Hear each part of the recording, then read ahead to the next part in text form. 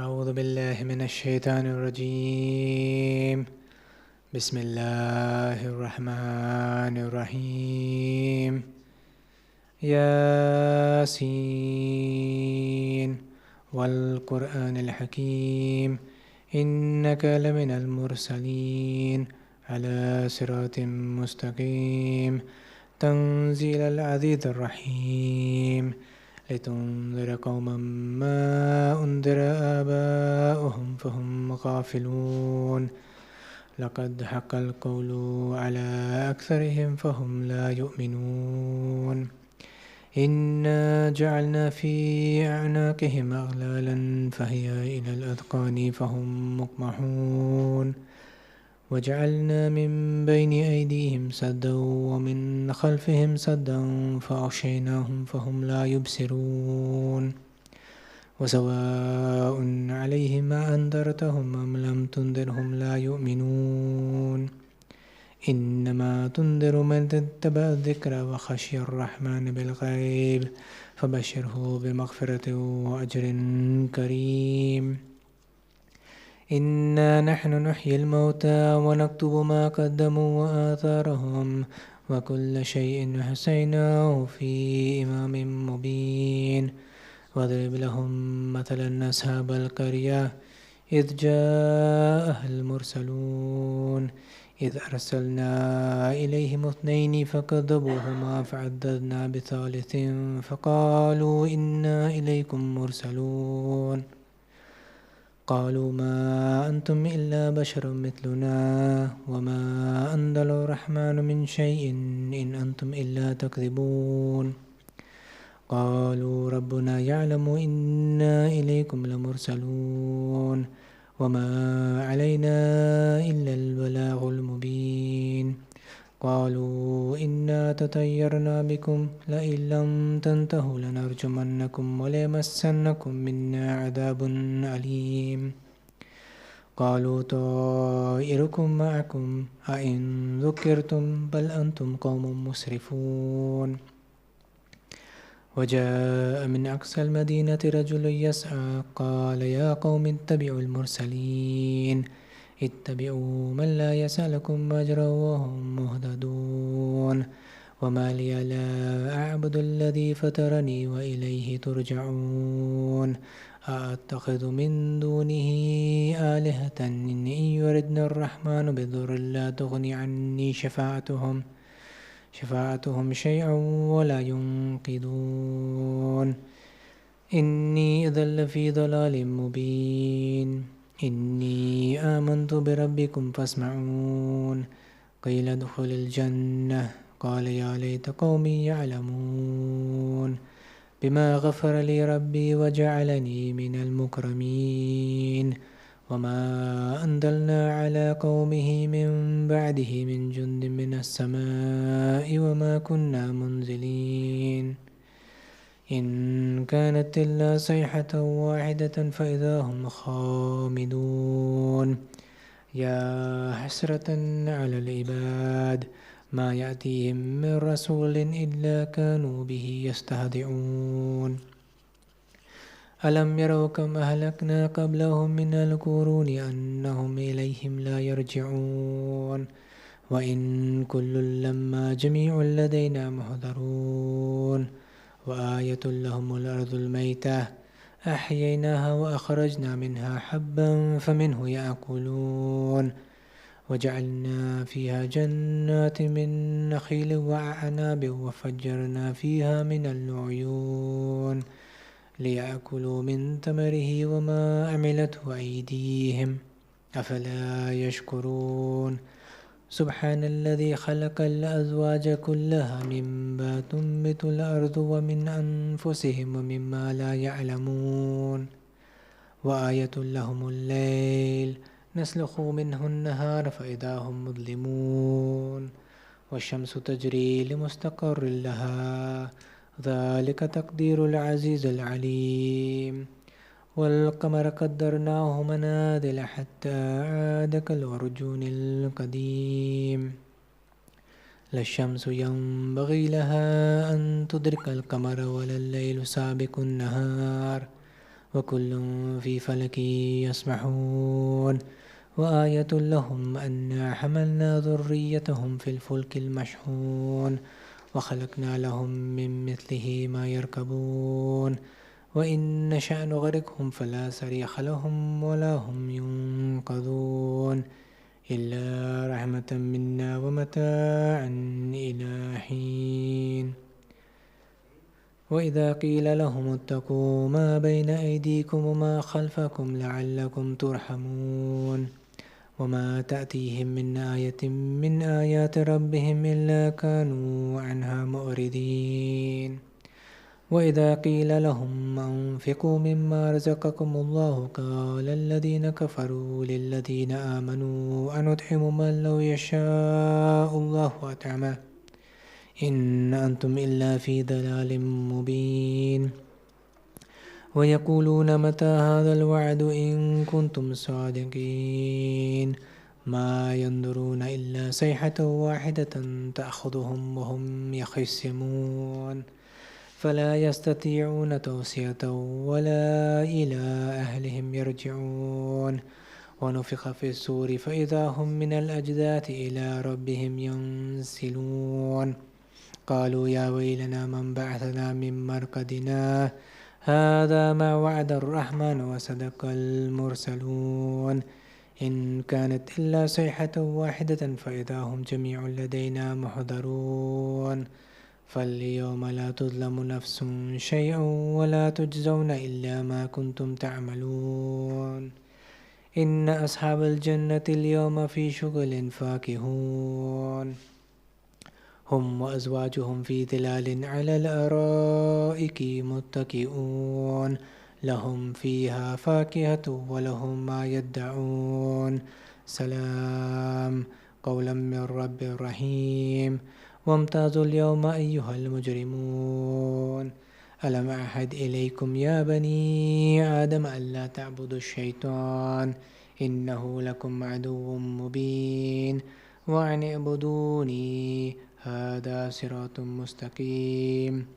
ولقد أضل منكم جبلا كثيرا أفلم تكونوا تأكلون هذه جهنم التي كنتم توعدون اصلوها اليوم بما كنتم تكفرون اليوم نختم على أفواههم وتكلمنا أيديهم وتشهد أرجلهم بما كانوا يكسبون ولو نشاء لطمسنا على أعينهم فاستبقوا الصراط فأنى يبصرون ولو نشاء لمسخناهم على مكانتهم فما استطاعوا مضيا ولا يرجعون ومن نؤمره ننكسه في الخلق أفلا يعقلون وما علمناه شعر وما ينبغي له إن هو إلا ذكر وقرآن مبين لينذر من كان حيا ويحق القول على الكافرين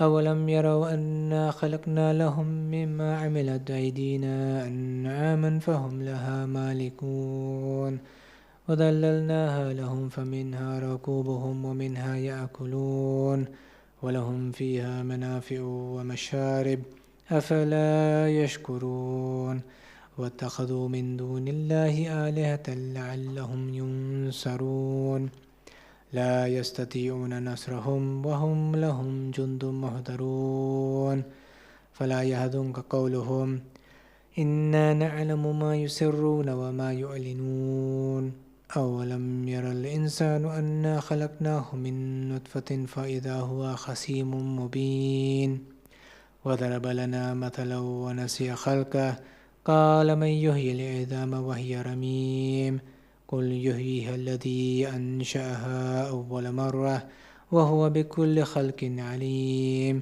الذي جعل لكم من الشجر الأخضر نارا فإذا أنتم منه توقدون أوليس الذي خلق السماوات والأرض بقادر على أن يخلق مثلهم بلى وهو الخلاق العليم إنما أمره إذا أراد شيئا أن يقول له كن فيكون فسبحان الذي بيده ملكوت كل شيء وإليه ترجعون صدق الله العلي العظيم صلى الله عليه وسلم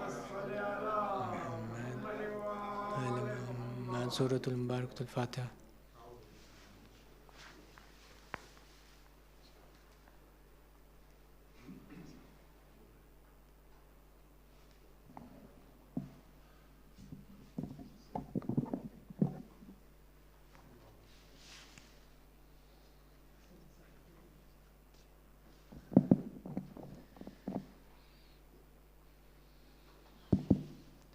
أفلح من صلى على محمد وآل محمد.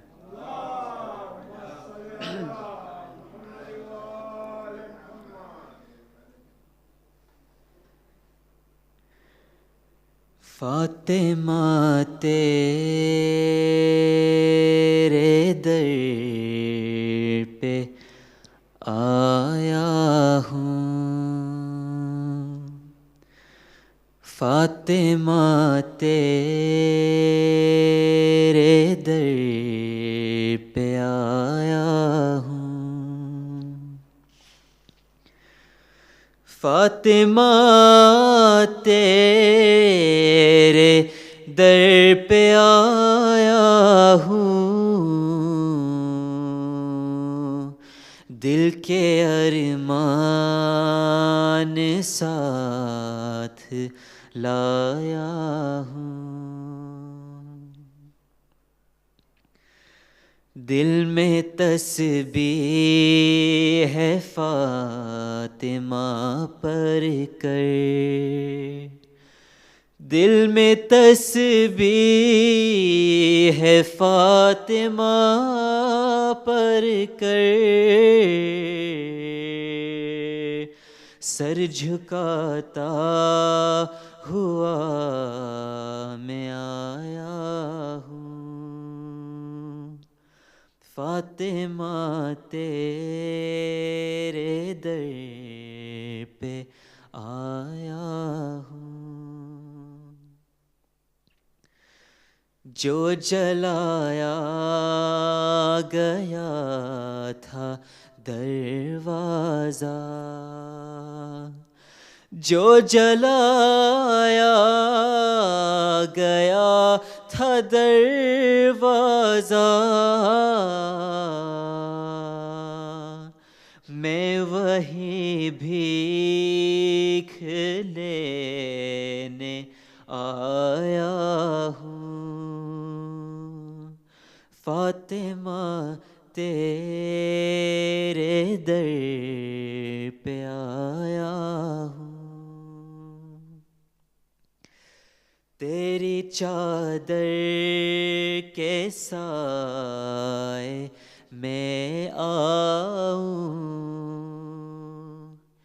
तेरी चादर के साए में आऊं,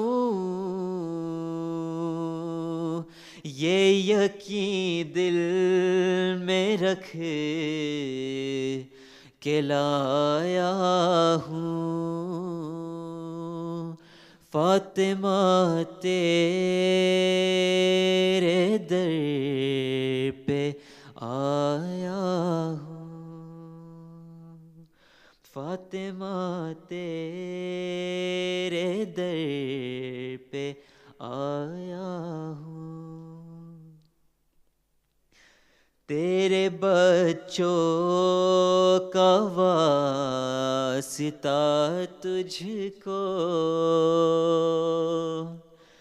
तेरे बच्चों का वास्ता तुझको, भर दे झोली मेरी, मैं आया हूँ। फातिमा तेरे दर पे आया हूँ। जिस तरह रोटी दी फकीरों को, जिस तरह रोटी दी फकीरों को,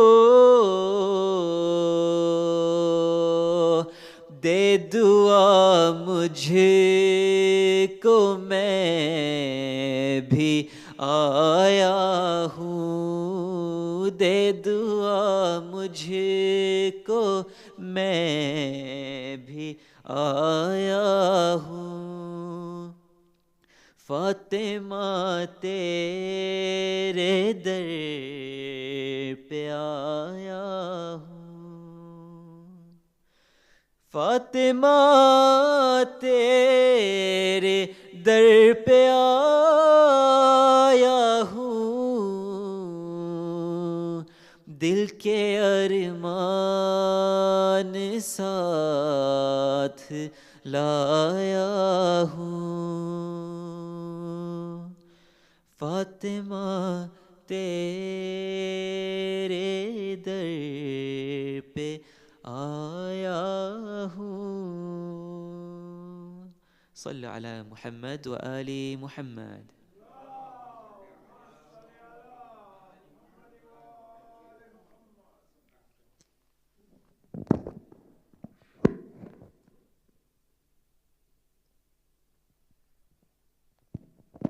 Mu'mineen, salamun alaykum wa rahmatullahi wa barakatuh.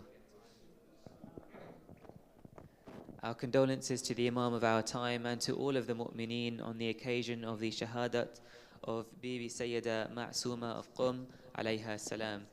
Can I please request the recitation of Surah Al-Fatiha for all marhumeen, Surah Al-Mubarakatul Fatiha.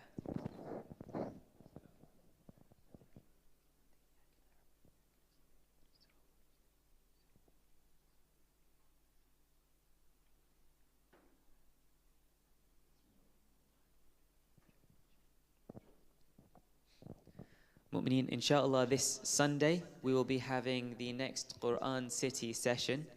The session will begin with Dhuhrain Salah, inshallah, and will be Salah will be followed promptly by the Quran City session led by Zakira Ummi Auntie Mirali. Also this Sunday in the evening we'll be having our Shahada program for the Shahadat of Imam Hassan al-Askari alayhi salam, which will be commencing with Maghribain Salah, inshallah. Majlis will be delivered by Shaykh Fazle Abbas Datoo. Can I please ask all the mu'mineen to join me in welcoming him with the loudest recitation of Salawat ala Muhammad wa Ali Muhammad.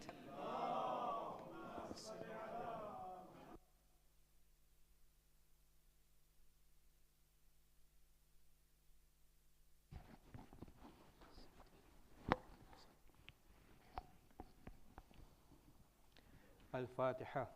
أعوذ بالله من الشيطان.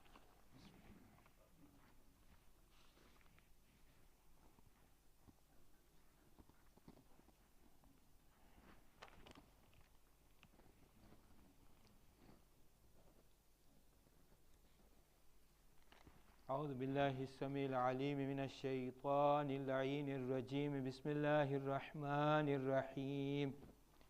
الحمد لله والحمد حقه كما يستحقه حمدا كثيرا. الحمد لله رب العالمين الأول قبل أولية الأولين والباقي بعد فناء العالمين. ثم الصلاة والسلام على أشرف الأنبياء والمرسلين سيدنا ونبينا أبي القاسم محمد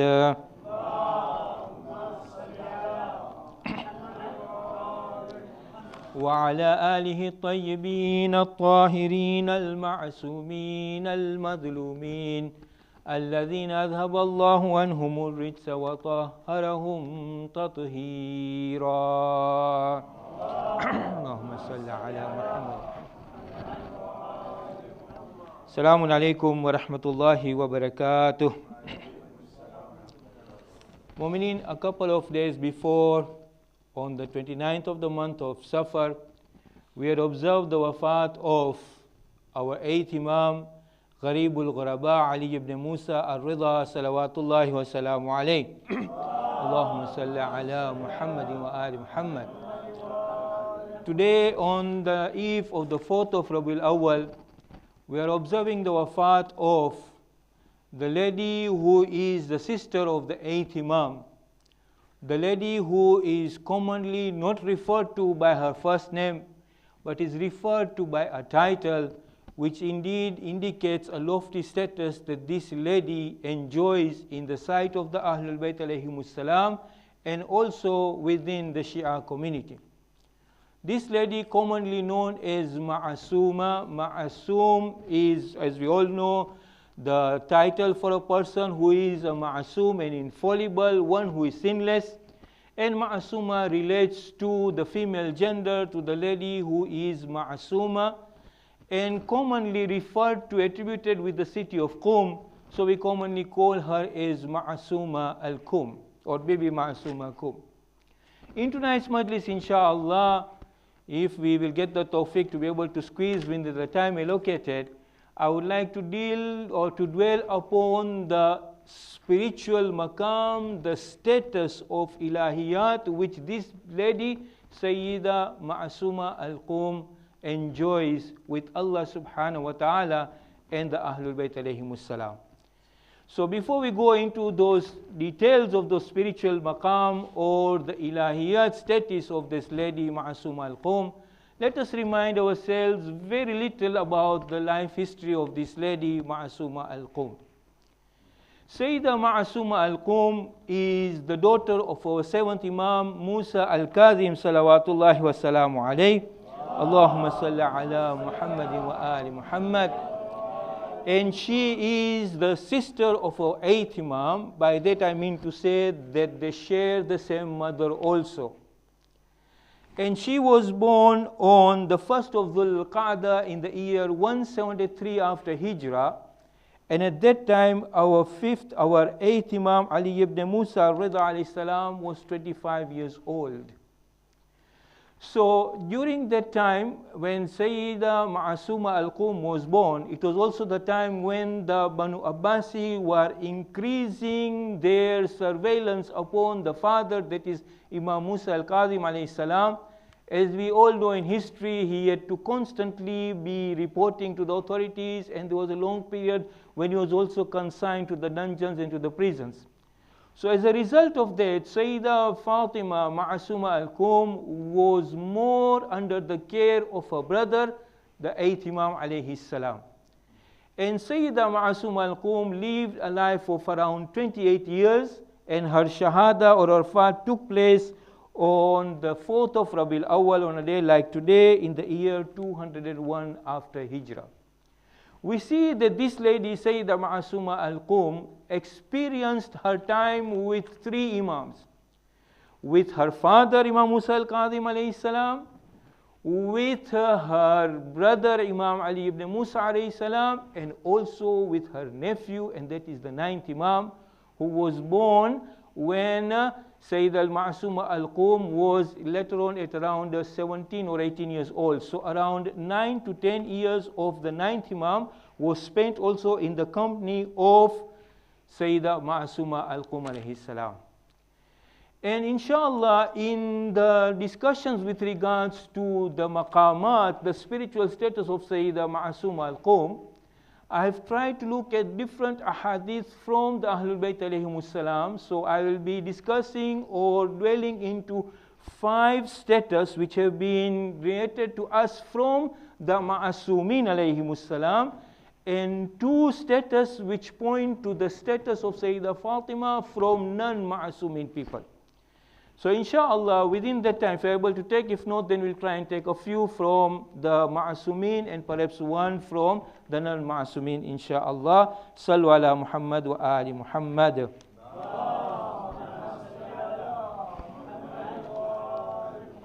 Allama Majlisi in Biharul Anwar narrates about a hadith which is reported from our 6th Imam. And the 6th Imam was speaking about the city of Qum. As we know that the city of Qum, from the time of the 6th Imam, there were a number of hadiths related from him where he was talking about events which would take place in Akhirul Zaman, and at the same time talking about the excellence of the city of Qum and how it would fare within the final days of this world. And in one of the hadiths, when he talks about the excellence, the fadail of the city of Qum, our 6th Imam says, تقبض فيها امرأة من ولدي اسمها فاطمة بنت موسى. So he is talking about the city of Qum, and he says that in that city there is going to be a lady from my children by the name of Fatima who will die in it.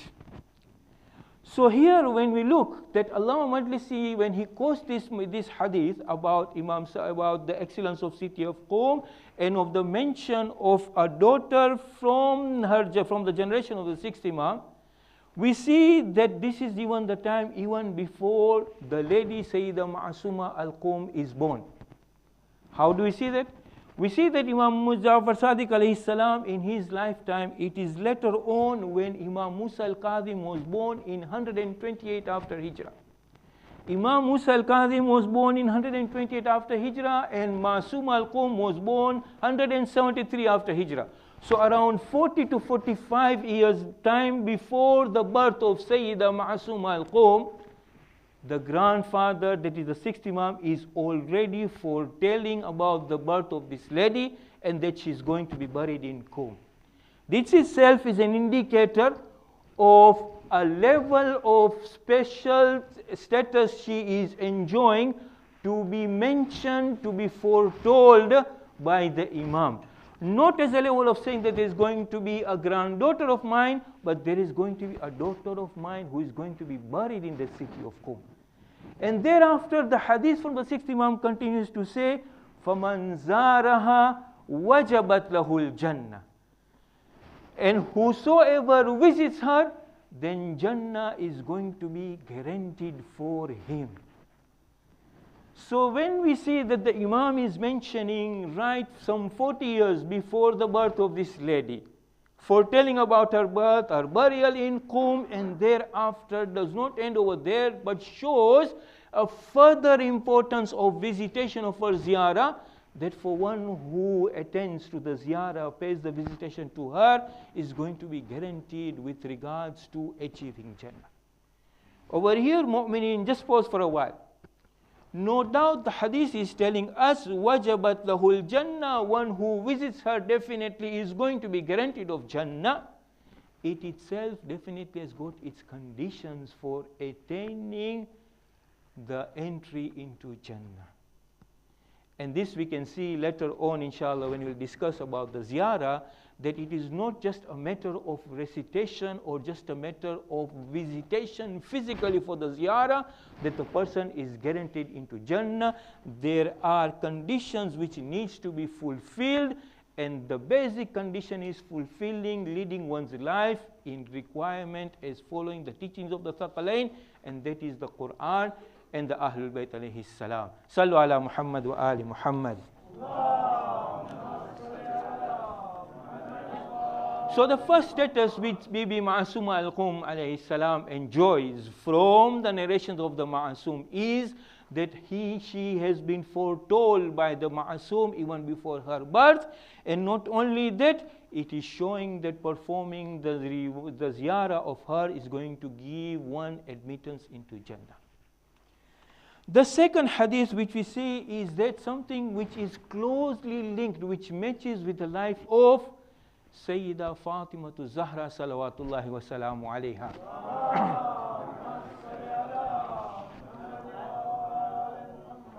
Can you recall some of the titles of Sayyida Fatimatu Zahra alayha salam which relates her to her father? Not the titles like Az-Zahra, At-Tahira, Az-Zakiya or Madiya. Those are titles which are signifying herself. But there is one unique title which the Prophet would call her and which links her to the father. Abiha. Father, Sallu ala Muhammad wa ali Muhammad. Allahumma salli ala Muhammadin wa ali Muhammad. Father, mother, Abiha. The father, the Prophet would address her, and the people reported that Sayyida was called as Abiha, the mother of her father. Now calling a daughter or a child of one as my mother, is it in the sense of that affection and love, the way, for example, I call my daughter Munjima, Marima? Is that what the Prophet was trying to convey to the people? That this daughter is so close, I love her so much, she's like my mother. Is that affectionate? Okay, that is one level of showing that closeness to the daughter. But the Prophet, we know that وَمَا يَنْتِقُ عَنِ الْهَوَىٰ, he does not speak anything out of permission from himself except when it is a revelation. So that speech which the Prophet speaks when he says Abiha is more than that blood relationship, just my father, my darling daughter. There has been a status which the Prophet recognized in the maqam of servitude, ibadah, ubudiyah of Sayyida Fatimatu Zahra. There is a status which the Prophet recognized of that khidmah, of service to Rasulullah, not because of the relationship of a daughter serving the father, but one who is a follower serving Rasulullah sallallahu alaihi wasallam. And there is such that status the Prophet gave her the title Abiha. So the title was to convey a greater meaning of that recognition which the Prophet has given to her, as pointing out that she is not my daughter but the mother of her father, which biologically is not possible for somebody to become the mother of the father. But there is a role which Sayyida Fatimatu Zahra alayha salam plays over here. In the similar way, history narrates to us that there was a time when our seventh Imam Musa al-Kadhim salawatullahi wa salamu alayhi Allahumma salli ala Muhammadin wa Muhammad was not home in Medina, and there was a delegation of Shias who had visited him. And they came in, wanted to have an audience with the Imam. They had a set of queries, questions. So they were told that the Imam is not at home. You could leave your questions. So they either wrote it down or they had the questions from before, and that manuscript was left at the household and returned back later on. This delegation of people later on, they returned to the home of the Imam, anticipating that by this time the Imam would have returned and we will get our answers to our questions which we had left with the Imam. So they were handed over the document, but the Imam was not there and they did not get the audience with the Imam. They were told, your questions have been answered. So these visitors are now preparing to go back to where they had come from. As they prepared for the journey, they met on the return sector our seventh Imam Musa al-Kadhim alayhi salam coming to the home. So naturally they would greet each other and talk and maybe ask and so on. And they said that we had come, we had questions, these questions have been responded to us. The Imam asked, I'm paraphrasing the words, let me have a look at that manuscript or that parchment, that scroll.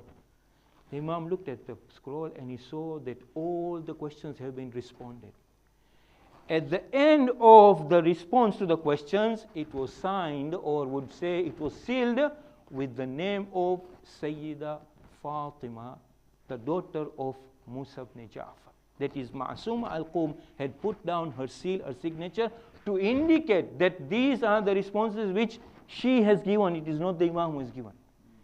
When the Imam read these responses and he finally came to the signature, historians narrate that the Imam gave out a comment of happiness and saying, Fida abiha, may the father be a ransom to her, may the father be a sacrifice to her. Link this to what I said, the relation the Prophet said, abiha, this is the mother of a father, because of a status which Sayyidah Fatima Zahra enjoyed.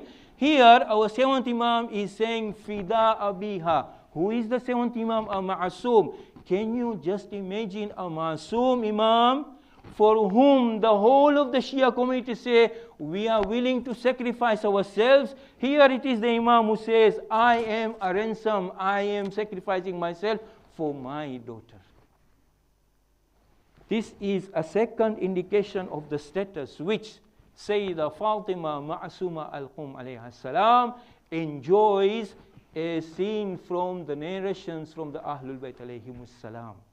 And here it is an indication for us to be able to promote and encourage that awareness, that education, that knowledge. Not only knowledge, it is also that integrity and that wisdom for our children to be able to respond. For the Imam was not only looking at the answers, but he had certified that integrity, that confidence. That is why he said, Fida abiha, may the father be sacrificed for her. So here perhaps is a lesson for us to reflect with the type of efforts and upbringing we give within our family, so that we develop not only the ilm, but we also develop that integrity. This is a second point for us to be able to get an idea of the maqam, of the status of Sayyidah Ma'asuma salawatullahi wa salamu alayhi. Sallu ala Muhammad wa ala.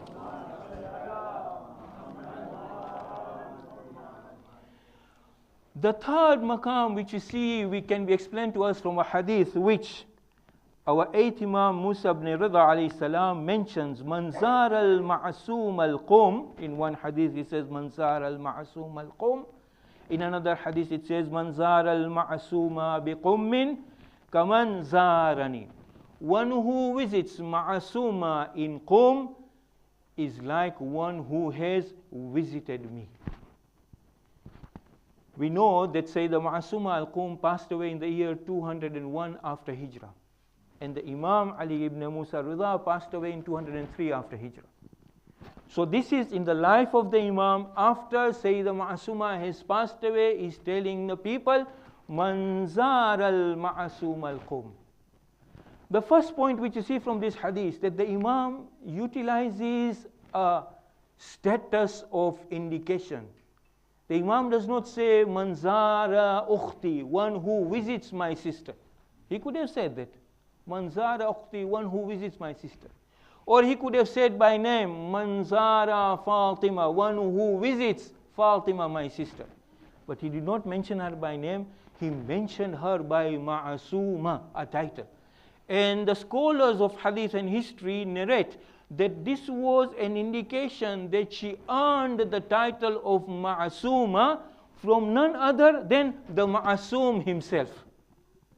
So that idea or that myth which some people have, that it is these people themselves, the Khojas have just called her Ma'asum and so on, it's not that way.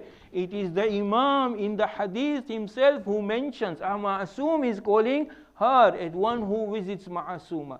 So this itself is an indication of her status to Allah subhanahu wa ta'ala.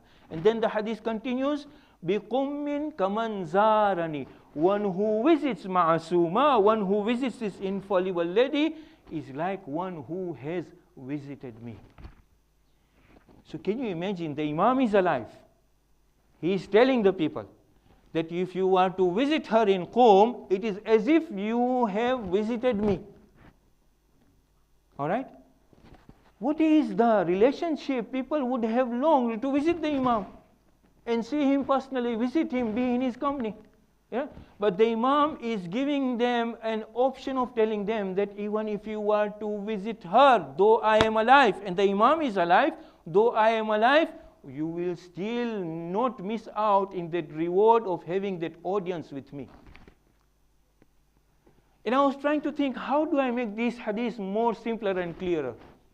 So I recalled a very personal family incident recently. My mother had an appointment with a consultant. So we had gone for the consultant's clinic. You know, you would get an appointment, let's say the orthopedic clinic, cardiologist clinic, and so on. You'd go to the clinic, and then as you arrive over there, after checking your registration, you would be given a number, and perhaps you'll go to the clinic. When we went to the clinic door over there, the room over there, we were told, there was a label which says that this is the clinic of the consultant. So the consultant XYZ, but you are going to be seen by Dr. Y. Now here, Brother Abbas will tell me, what do you call those who are the main senior consultant, and then you have others? I don't want to degrade them. I don't want to call them as, just doctors. But they must... Registrars. Thank you very much, Asan. So they are registrars who will see you. All right? So my mother was seen by this registrar over there. And I was thinking, is being seen by a registrar equal to be seen by a consultant, the actual consultant over there? When the assessment was completed and everything was done, this registrar just gave a phone call, and then blah, blah, blah. He spoke to that person on the other line, and we were sort of given whatever was the instructions, and we came out over there. So my mother was satisfied that today I have been seen by the doctor, the appointment over there. How did she get this satisfaction? She got this satisfaction because the function and the role of this registrar was something like her to be seen similarly by the actual consultant whom she had seen him on the previous visits over there, isn't it? Had that registrar, for example, not carried out the similar function and the objective which the consultant was done, then that visit would have been of no use. So with that example, I was able to understand this hadith very clearly. This is what the Imam is telling the people, that yes, you have an appointment with me to come for my ziyarah, but I have that much confidence, I have that much trust in these registrars. If you visit Masuma-e-Qum, who is my registrar over there, your same treatment and assessment will be done the way I would have done it for you over here, over there. Why do we visit a consultant? Why do we visit the Imam? We visit the Imam because we get the thawab. More than the thawab, we would like to be in the audience of the Imam. Isn't it? The people who are there in the time of the 8th Imam, they wanted to be the audience. So they would get nasiha. They would get a gift from the Imam. And more than that, there is that ruhani gift. There is that illumination which a person gets in the presence of the Imam. And this hadith of the Imam, that one who visits me is like who has visited Ma'asuma, was one which was upheld by the 9th Imam, the 10th Imam, and the 11th Imam. All right? So this itself shows that the daraja of Sayyidah Masuma-e-Qum in that example of the consultant and the registrar was one that the Imam gave that recognition because she was capable of fulfilling the very same benefits and functions which one would get in personally visiting the Imam. And that is that thawab, that illumination, that barakah, and more than that is that status of ruhaniyat and that connection to Allah subhanahu wa ta'ala. Here I would like to extend, if this hadith which was mentioned by the 8th Imam, and then was upheld by the 9th Imam, upheld by the 10th Imam, upheld by the 11th Imam. Allow me to even say that today if you'd like to have an audience with the Imam of our time, Sahib al-Asri wa Zaman, Ajallahu Farajahu Sharif, my personal mention is, this is my personal mention is that when I link all these things today, I would say one would not also miss out in getting that same thawab of the ziyarah of the Imam of our time by visiting Masuma-e-Qum alayhi salam, insha'Allah. Sallu ala Muhammad wa ali Muhammad. So this is the third status which we see from Sayyida Fatimatul Masuma-e-Qum in her relationship of the spiritual status to Allah subhanahu wa ta'ala, as picked up from the Ma'asumeen ahadith alayhimus salam. The fourth hadith which I would like to mention to you again is again during the time of our 8th Imam. After the wafat of Masuma-e-Qum, one of the people from Qum by the name of Sa'ad al-Ash'ari al-Qummi visited the Imam. When he visited the Imam, this is the Imam Ali ibn Rida in Khurasan, the Imam in the conversation tells him, Ya Sa'ad, indakum lana qabr. O Sa'ad, you have for us a grave with you. That means in the city of Qum. So Sa'ad tells the Imam, Fidaka qabr Fatima bint Musa ibn Ja'far, may I be sacrificed for you, O Imam. Do you mean it is the grave or the tomb of Fatima, the daughter of Musa ibn Ja'far? And the Imam tells him, yes, Sa'ad. Then the Imam continues to tell him, Man zaraha arifan bihaqqiha. One who performs her ziyarah, one who visits her, arifan bihaqqiha. When he is aware of her right, when he recognizes the right of Masuma-e-Qum, what is the effect? Wajabat lahul Jannah. He will certainly be admitted to Jannah. He will certainly be guaranteed entry to heaven. Remember the first status of Masuma? I mentioned the hadith of the 6th Imam. That one who visits her, man zaraha wajabat lahul Jannah, is going to be guaranteed the entry to Jannah. And I mentioned over there that it is required with a condition. And here the 8th Imam is explaining, Man zaraha arifan bihaqqiha. One who visits her, arifan, with that knowledge and that recognition of her right, of her status, is indeed going to be guaranteed entry into Jannah. How do I understand this hadith? I started understanding this hadith when I looked at the fadail of the ziyarah of Aba Abdullah alayhi salam. Kamilu Ziyarah by Ibn Qulaway. Indeed, a very valuable treasure which extols the reward of the ziyarah of Aba Abdullah alayhi salam. In a number of the ziyarah he mentions over there, Arifam bihaqqihi. Perform the ziyarah with that recognition and with that understanding of the right, of the status of your responsibility to Abba Abdullah alayhi salam. Jannah is going to be guaranteed for you.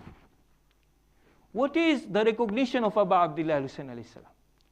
The first right which we have to fulfill upon recognizing Abba Abdullah alayhi salam is that he is indeed the haq, the Khalifa bil haq, in the lines of the rightful Imams after the Prophet. That is the first right for us to submit to Abba Abdullah alayhi salam. Then we have the other rights which you have to submit to Abba Abdullah alayhi salam. But that is the first right. So likewise, I utilized this hadith to try and look at this hadith from Imam Musa Rida alayhi salam regarding his sister. Now, arifan bihaqqiha, what is the haqq of the sister? The sister is not the Imam. So there is nothing like I have to show that obedience the way I have to show that obedience and ita'at to Abba Abdullah alayhi salam. But the haqq of the sister over here is, number one, the way the Imam mentions that visiting her is like visiting me, is for us to be able to thoroughly and very, very, willingly submit Her status is like what I mentioned to you about the relationship between the consultant and the registrars over there, that she carries out the very similar functions of that ziyarah, of that thawab, and of that illumination, that divine inspiration, except for the guidance of the Imam or Rida alayhi salam, or the guidance of the Imam of the time. When that person recognizes and presents his haja, you can expect that Sayyidah Fatima Masuma alayhi salam is also similarly going to play a similar role. So here we see that this ziyarah of performing what Sa'ad was told over here, the Imam not only explained to him that the grave is for us in that Qum, and the reward of it, of performing that ziyarah, is that you are going to be assured or guaranteed admittance into Jannah, but thereafter the Imam teaches Sa'ad how to recite that ziyarah. And with the best of all the records of collections, Sayyidah Ma'asuma ziyarah, the narrative which we recite when we go for her ziyarah, is the only one from all the other Imamzada, from all the other children of the Aimma alayhimus salam, whose visitations, whose ziyarah which we perform, she is the only lady whose ziyarah has been narrated by the Ma'asum himself. Whereas the other ziyarah have been narrated by esteemed scholars later on in compilation from the other ziyarah from the Ahlul Bayt alayhimus salam. So the Imam now teaches Sa'ad the way to perform that ziyarah. And in one of the lines, the Imam teaches Sa'ad to say, Ya Fatima, ishfa'i li fil jannah.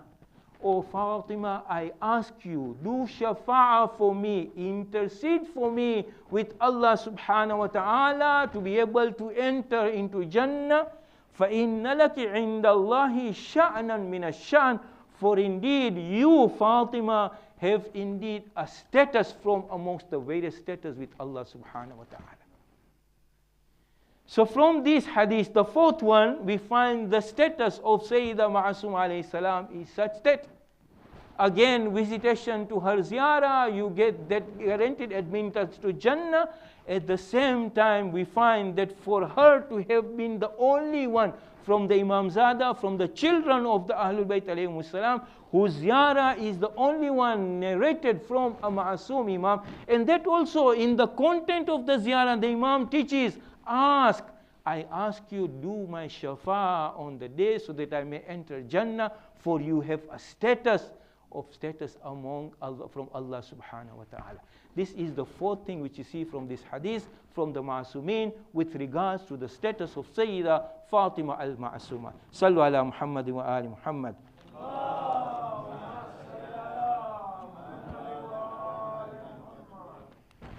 Now, a thought may come, I've been talking about these two hadiths, the first hadith and this fourth hadith, that wajabat lahul Jannah. Jannah is going to be wajib for you. How can it be that Jannah becomes wajib? This is, as I mentioned, a very essential condition to fulfill the teachings of Thaqalain.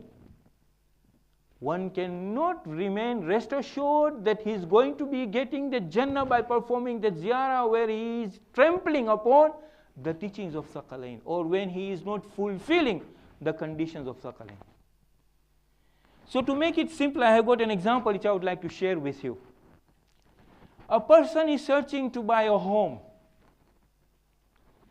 and he looks around, he has been able to raise the funds to be able to get his mortgage, and he looks around, he comes across a house which is, this house, what do you call them? Shared ownership.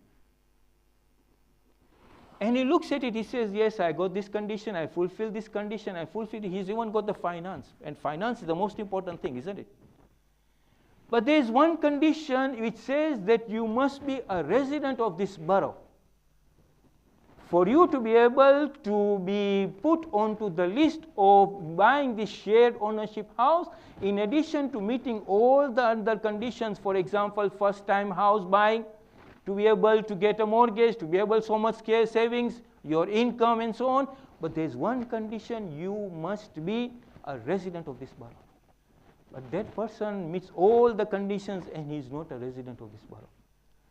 when you meet him and ask him, what happened? You got all these conditions fulfilled. How come you still don't have your house? He said, no, I did not fulfill that one condition, which was a small condition, but an important condition. You got to be a resident of that borough. So here again, yes, you have fulfilled the condition of going for the ziyarah of Masuma. You are about to get that entry into Jannah, but however, it was found out that you are not a resident of one who is actually following and fulfilling the teachings of Thaqalain. You have been seen at many times to be able to trampling the teachings of Thaqalain. So still you do not fulfill. That is why that entry is not fulfilled. I hope that this example makes it very clear. Let's not just go home in saying, let's plan for a trip to Masuma-e-Qum, and that's the end of it, we are assured of Jannah. One needs to maintain your residency. Your status of residency has got to be maintained in the domain of fulfilling the teachings of the Thaqalain. Sallu ala Muhammad wa ali Muhammad. So the fourth status which you see from the hadith of the Ma'asumin alayhi salam, which say the Masuma-e-Qum, is one, that she is the one who is going to be doing the shafa'ah on the day of Qiyamah. And in the words of the eighth Imam, is teaching that ziyarah, the only Imam Zada, the only child of the family from the Aimah alayhi salam, whose narrative of ziyarah has been taught by a Ma'asum. Sallu ala Muhammad wa ali Muhammad. So we have gone through these 5 conditions. Now, inshallah, we will look at those status which are narrated to us from non-ma'asumin. And these are very interesting one, mashallah. We all know that we had a time when we had one of the leading marja, Ayatollah al-Udama, Muhammad Hussain Shihabuddin Mar'ashi al-Najafi. And when he passed away, he left behind a will, and in his will he also mentioned that he wanted to be buried in his library, and his library is just very close to the haram of Sayyida Masuma-e-Qum.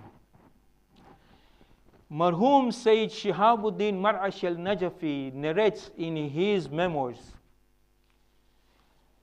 that they were all resident in Najaf initially. That's why his name is Shihabuddin Mar'ashi al-Najafi, originally from Najaf. And Mar'ashi Najaf is because they originate from the city or the village of Mar'ash.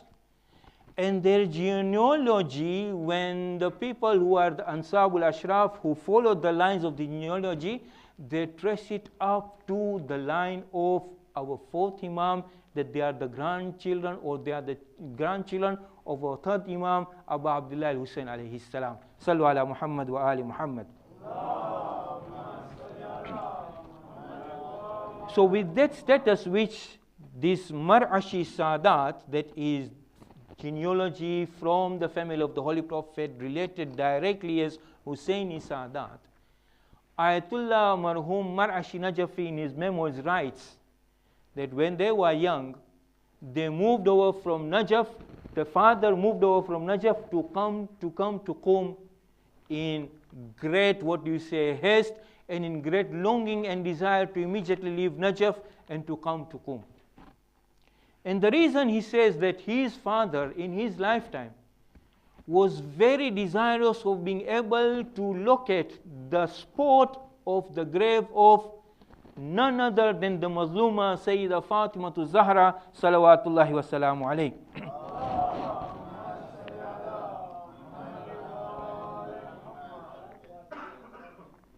So 40 days, the father of Marhum, 40 days and nights carried out an a'mal to be able to see the audience of the Imam and present to him this question so that he could get the location where his grandmother Sayyida Fatima Zahra alayhi salam is buried. In the memoirs he says that on the 40th night my father saw in the dream the Imam. When he asked this question, the Imam responded to tell him that we have not been granted permission to disclose the location of our grandmother.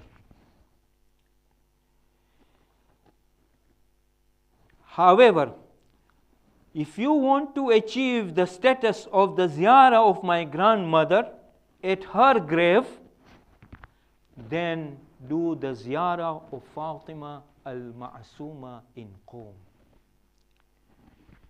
From that time, Marhum Ayatollah Marashi Najaf writes, my father started making arrangements for us to move over from Najaf to come to Qum and reside. And historians narrate that the father would be always yearning and looking forward every day to be one of the first ones to be able to visit and perform the ziyarah of Sayyidah Masuma-e-Qum. The status of visiting her grave is like what the memoirs tells us, that is getting the excellence, the reward of one who has visited the undisclosed location of Sayyidah Fatima Zahra alayha salam. Sallu ala Muhammad wa ali Muhammad.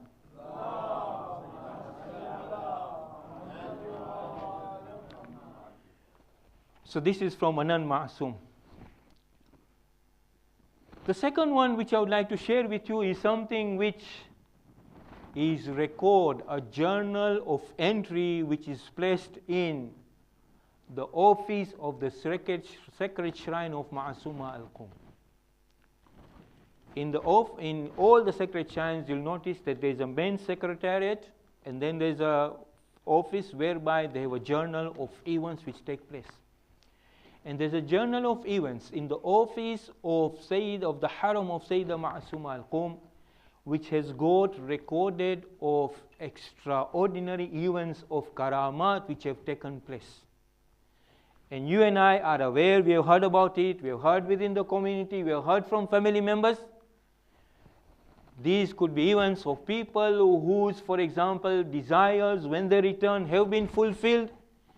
These have been incidents seen by eyewitnesses which have been recorded again in the journal over there, with people who had some ailments and they got, for example, cure immediately in the haram over there, or later on when they return either to their homes or when they return to their places over there. So this itself is a second status from non-ma'asum people of register of entries in the journal kept in the haram over there in the office of the haram, which records the extraordinary events, the karamat which have taken place over there.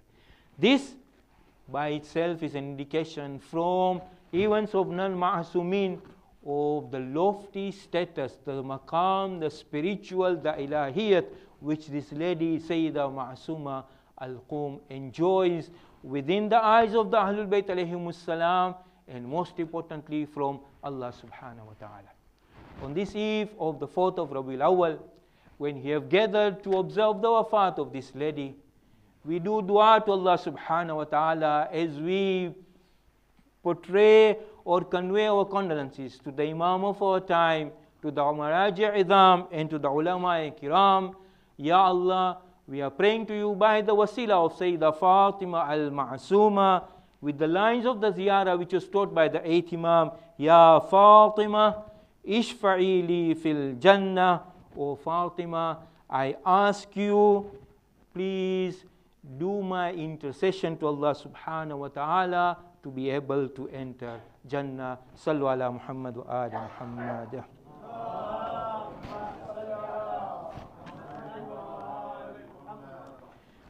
So mu'minin, as I mentioned to you that a large part of the life of Masuma-e-Qum was done under the upbringing of our 8th Imam Ali ibn Musa al-Rida alayhi salam. In the year around 200 after Hijrah, the very close attached brother of the Imam of Masuma-e-Qum was now summoned by the Abbasid ruler Ma'mun al-Rashid to be transferred to go to Khurasan so as to take up the position of the heir apparent, the Wali al-Ahad. When the Imam was now settled in Khurasan, Sayyidah Masuma was really longing to be able to once again be united with her loving brother. So in the next year, in the year 201 after Hijrah, some riwayat said that the Imam sent a letter of invitation to her. Some riwayat said that out of that great affection and not being able to withhold or withstand that separation from a beloved brother, she started planning for a journey to go from Medina to to Khurasan. So together with some 17 members of a family from the Banu Hashim, they prepared a caravan to depart from Medina. And as they were traveling from Medina to go on the route towards Khurasan, at different villages, at different spots, people would get news that the sister of the Imam, the close family members from the children of the Prophet are visiting our village, are visiting our city. They would go out, give hospitality, and arrange audiences to be able to benefit from the ziyarah and the advice and the conversations from the children of the Ahlul Bayt alayhimus salam. When news of these type of meetings and this journey reached Ma'mun al-Rashid, he was not happy with this impact which was having upon the Shias over there. In his strategy in transferring the Imam Rida alayhi salam from Medina to Khurasan, he developed or he planned a route which would take Imam away from the villages where there would be more audiences with the Shia. But here he could not do anything. So he sent up an army of soldiers, and when this caravan of Masuma-e-Qum was coming close by to Qum, in a village which was close to Qum by the name of Saweh, at that moment this army under the instructions of Ma'mun al-Rashid came and attacked this caravan, which led to the death of all the 17 male members of the caravan, and Sayyidah Masuma-e-Qum was wounded, injured, and some riwayat say that she was also poisoned and she fell very ill at that stage over there.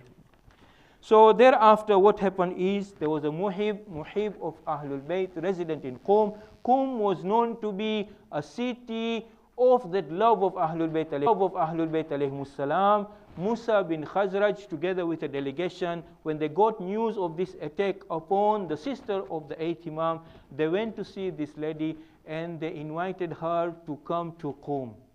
So they respectfully took her to Qum, and after a few days, on a day like today, on the 4th of Rabiul Awwal, Sayyidah Masuma-e-Qum passed away from this world.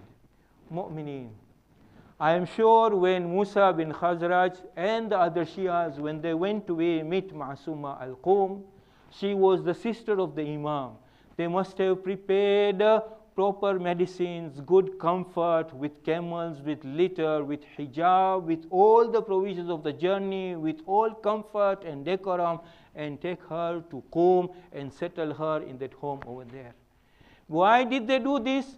Because she was the sister of the Imam. Mu'mineen, bring to your mind another sister of the Imam who also had to travel.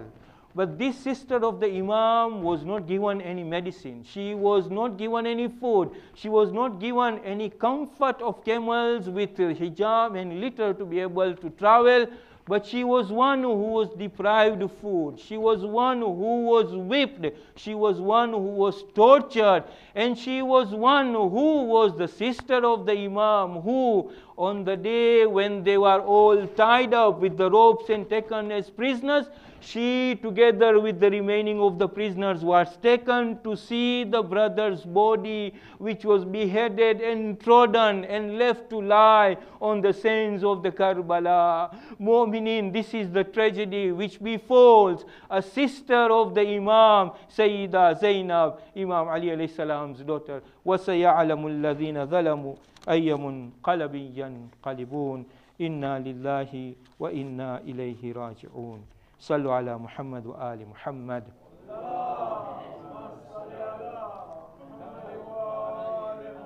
Join me in dua inshallah. Ya Allah, bihaqqi Muhammadin wa ali Muhammad, alayka an tusalli ala Muhammadin wa ali Muhammad. On this night of the wafat and by the fadila of this ma'asuma lady, Ya Allah, we pray to you. For all those who are not in good health, Ya Allah, grant them shafa'a ajil wa sihhati kamil. For the souls of our marhumin, from our family members, our friends, and also for the arwah of shuhada, we pray to you, grant them maghfirah ina ala daraja.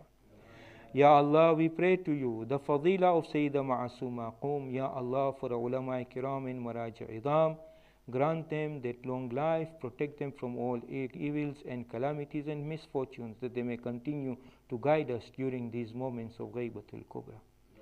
Ya Allah, the way Imam Ali ibn Musa Rida taught us that we pray to Allah subhanahu wa ta'ala, that by the wasila of Sayyidah Fatima al-Ma'asuma, we pray to you, give us the shifa'ah from her name on the day of Qiyamah to be able to be of those who will enter Jannah. Ya Allah, for those who have been able to perform the ziyarah, Ya Allah, we pray to you, record us our ziyarah to be those which have been accepted, and the way the 6th Imam and the 8th Imam mentioned, to be of those who will be from the residences of the Thaqalain. Ya Allah, give us that opportunity again and again to be able to perform the ziyarah of Masuma-e-Qum and the ziyarah of the other Aima and the family of the Ahlul Bayt alayhimus salam بحرمة سورة المباركة الفاتحة مع الصلوات. اللهم صل على محمد.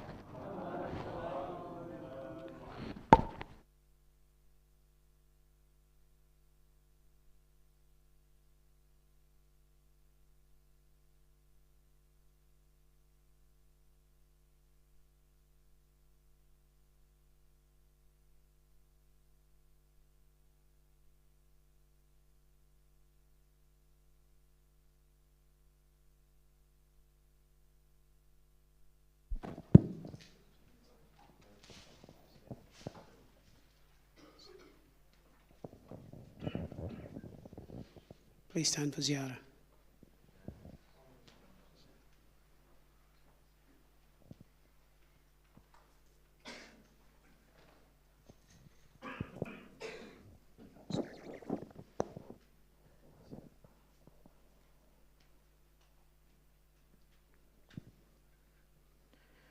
السلام عليك يا رسول الله. السلام عليك يا أمير المؤمنين. السلام عليك يا فاطمة الزهراء. السلام عليك يا خديجة الكبرى. السلام عليك يا حسن المجتبى.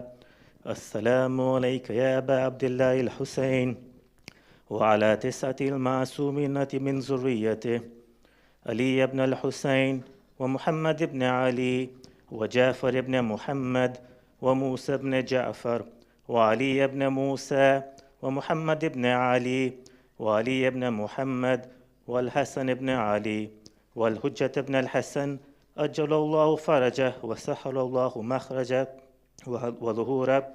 والسلام عليكم ورحمة الله وبركاته.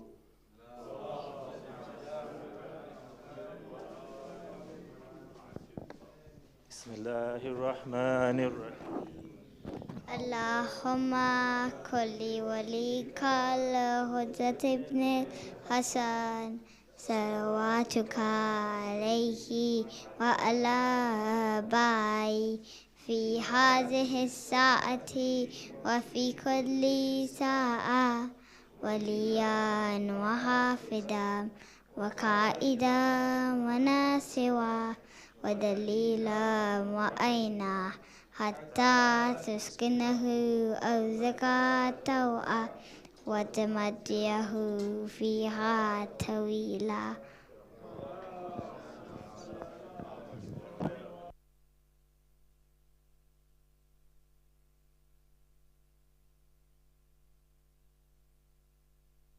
If I may just mention a point which I saw from my notes just now, that the status of Sayyida Masuma from the non-Masumin, when I mentioned about the office of the events journal which have taken place, another important status of Sayyida Masuma is that it is the location of a shrine which is given to birth to the Hawza Ilmiya.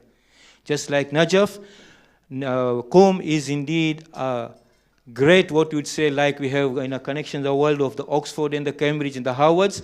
Likewise, it is the barakah and the fadila of Sayyida Masuma that for centuries has produced Maraja, and it is indeed a bastion for us in these moments of Ghaibatul Kubra, the way Najaf is enjoying that status also. So this is another of the non-ma'asum recognition of the karama and fadila of Sayyida Masuma. Sallu ala Muhammad wa ali Muhammad.